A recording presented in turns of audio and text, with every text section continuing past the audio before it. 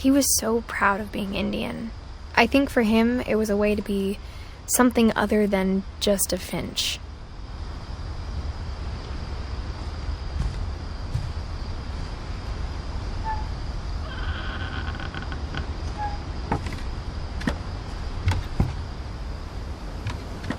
On the way back from Lewis's funeral, my mom told me to start packing. She waited until the day before we left to tell Edie. I'm not sure if she wanted to make it easier or harder.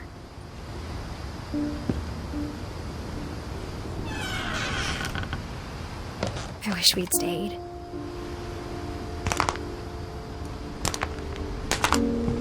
But I understand why we left.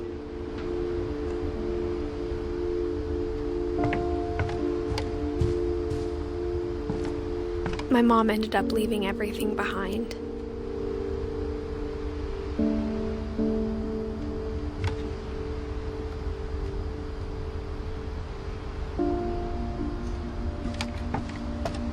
What happened that night had been coming for a long time.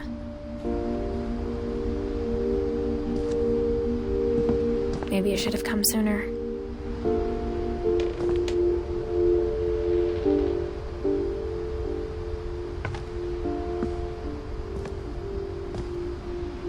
But it had to end one way or another. All that's left now is to tell you about that last night.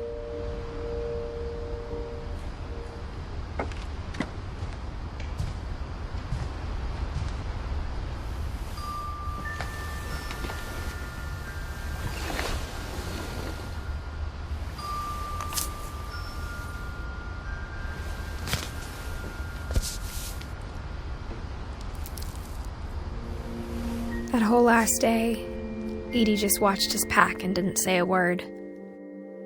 Until supper, when she raised her glass and said, "To our final night together, and all our final nights apart." Grandma, you know what I said about alcohol. Some of your medications are very Edith, specific. I left a present for you in the hallway. Why don't you go open it? The grown-ups have to argue now. I'm sorry, you're right. We're all leaving tomorrow. Let's just enjoy our last... I'm not leaving. Edith, you're excused.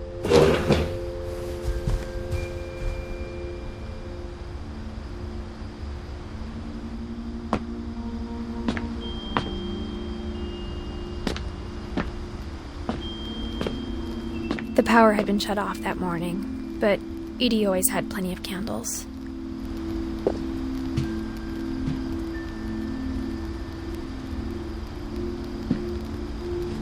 When my mom sailed the library, I don't think she knew about the other entrance. Or that Edie had a key to it.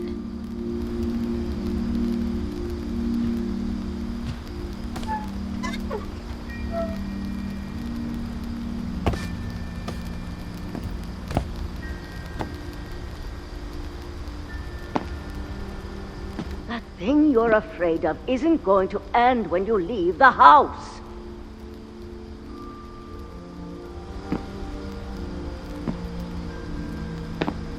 Edith has a right to know these stories. My children are dead because of your stories!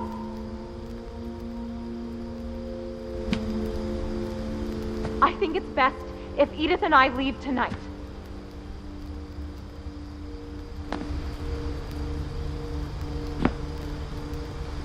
We'll have the nursing home send a van for you in the morning, okay?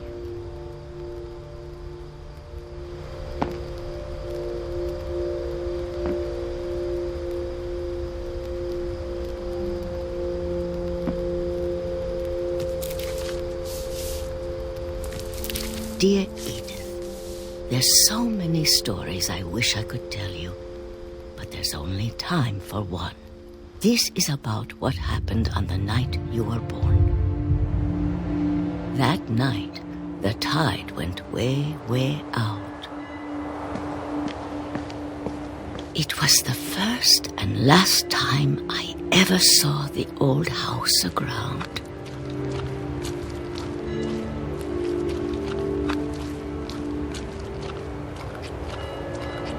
There'd been an earthquake out in the middle of the ocean. They called it the lowest tide in 1,000 years. God, it smelled awful. You know, I've seen that house every day of my life.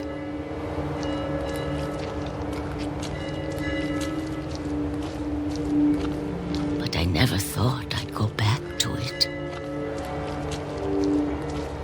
When the fog rolled in, I lost my way.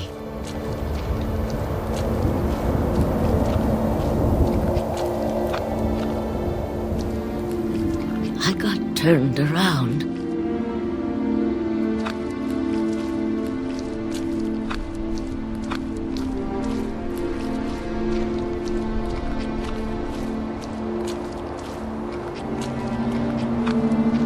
For a while, I wandered.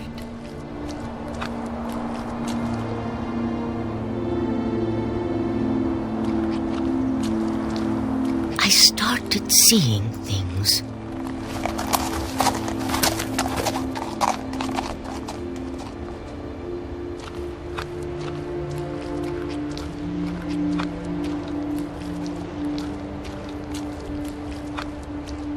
Things I'd forgotten had ever existed.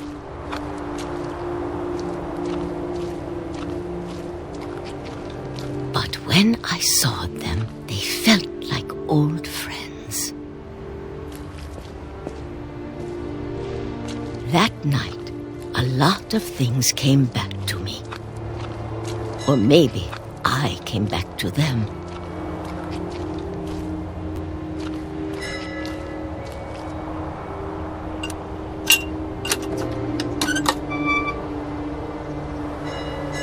Things I can't explain, but that I need you to try and... Edith, what are you doing in here? It's mine. Edith! Mom, you're gonna rip it! Let go! I kicked and screamed, but Mom dragged me to the car. I never saw Great-Grandma Edie again.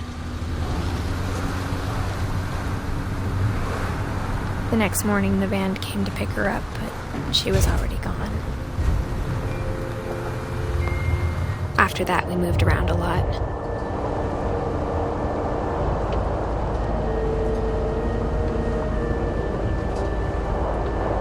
We both tried to make the best of it.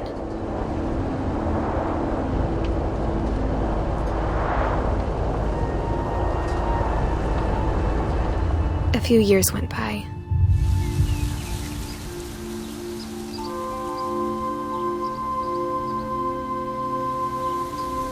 My mom didn't like to talk about it,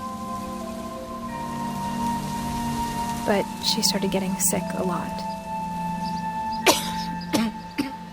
The rest happened pretty quickly.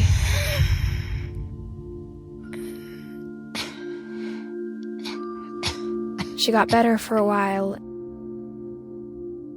and then she didn't. And then I was alone. The last Finch left alive.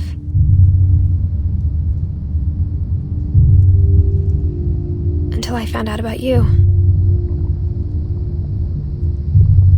I'm still not sure what to tell you about all this.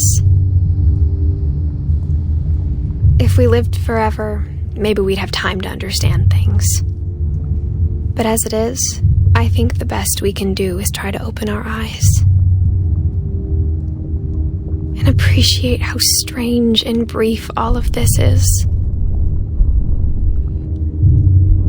This journal was supposed to be for you. But now I hope you'll never see it.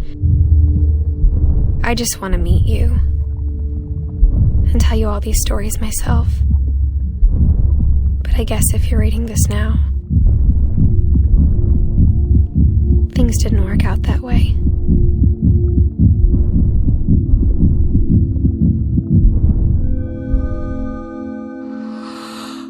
This is where your story begins. I'm sorry I won't be there to see it. It's a lot to ask, but I don't want you to be sad that I'm gone. I want you to be amazed that any of us ever had a chance to be here at all. Good luck.